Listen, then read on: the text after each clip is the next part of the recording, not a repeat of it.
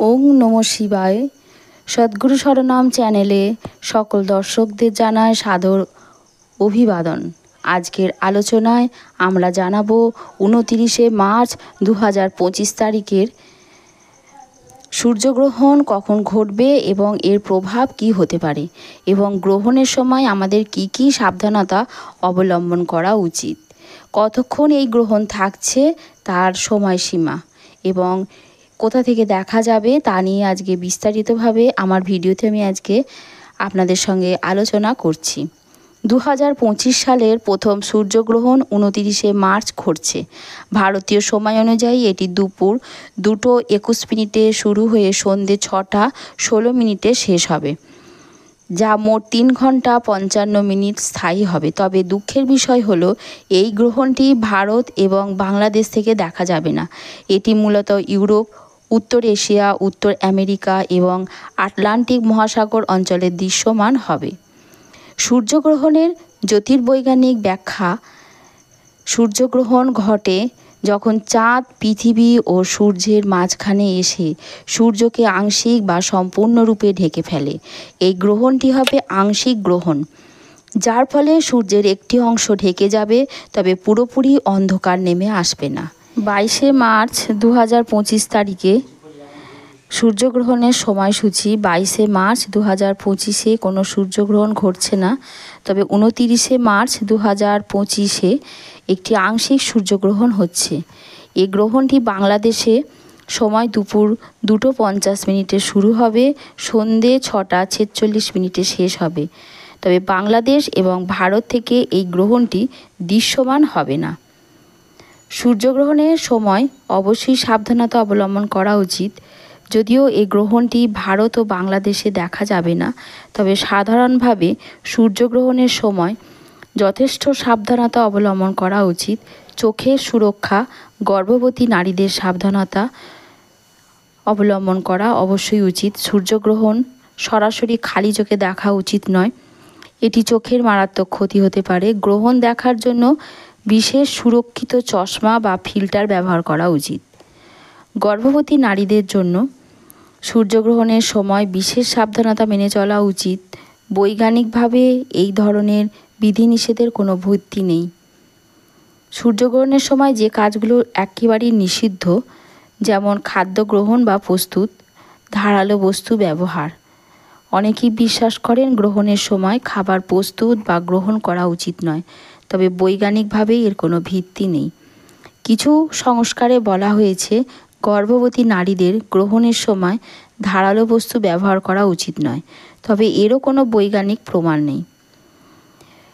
22শে March 2025 তারিখে কোনো সূর্যগ্রহণ হচ্ছে না। 29শে মার্চ গ্রহণটি বাংলাদেশ ও ভারতে দৃশ্যমান হবে না।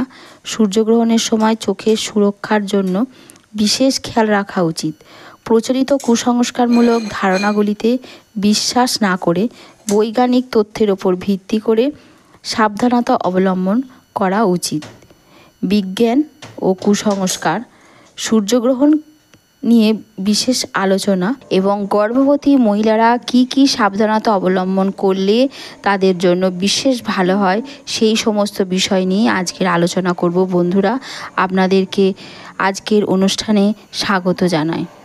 2025 সালে গ্রহণের সময়সূচি: চন্দ্রগ্রহণ পড়ছে 14ই মার্চ 2025 সালের পূর্ণগ্রাস চন্দ্রগ্রহণ হচ্ছে। গ্রহণটি সকাল 9:29 শুরু হয়ে বিকেল 3:29 শেষ হচ্ছে। এই গ্রহণ ভারতে দেখা যাবে না, কারণ এটি ঘটবে দিনের বেলায়।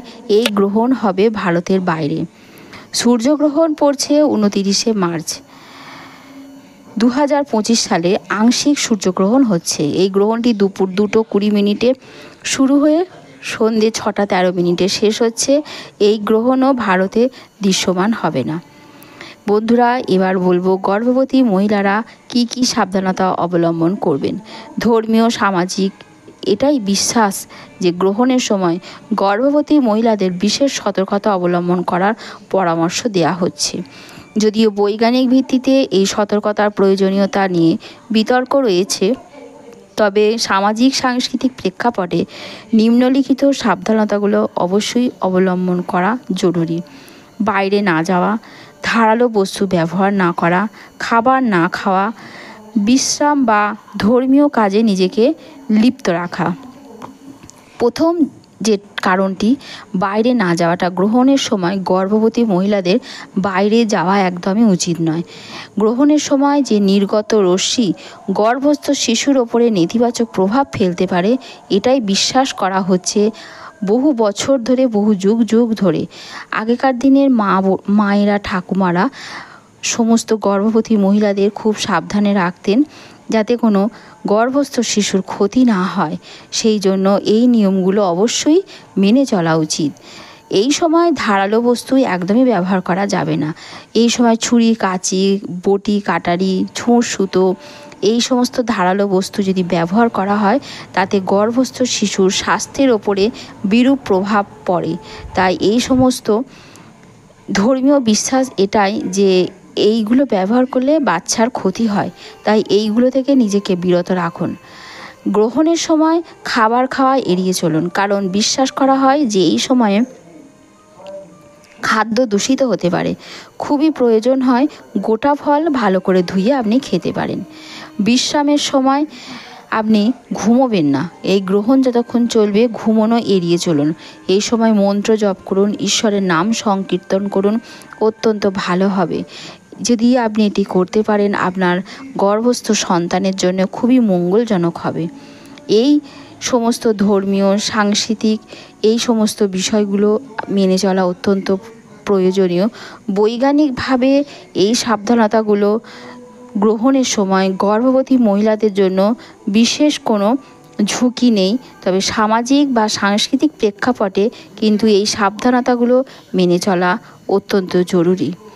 গ্রহণের সময় এই গর্ভবতী মহিলারা বিশেষ কিছু সাবধানতা না মেনে চললে কিন্তু নিজেদের জন্য ক্ষতি হয়।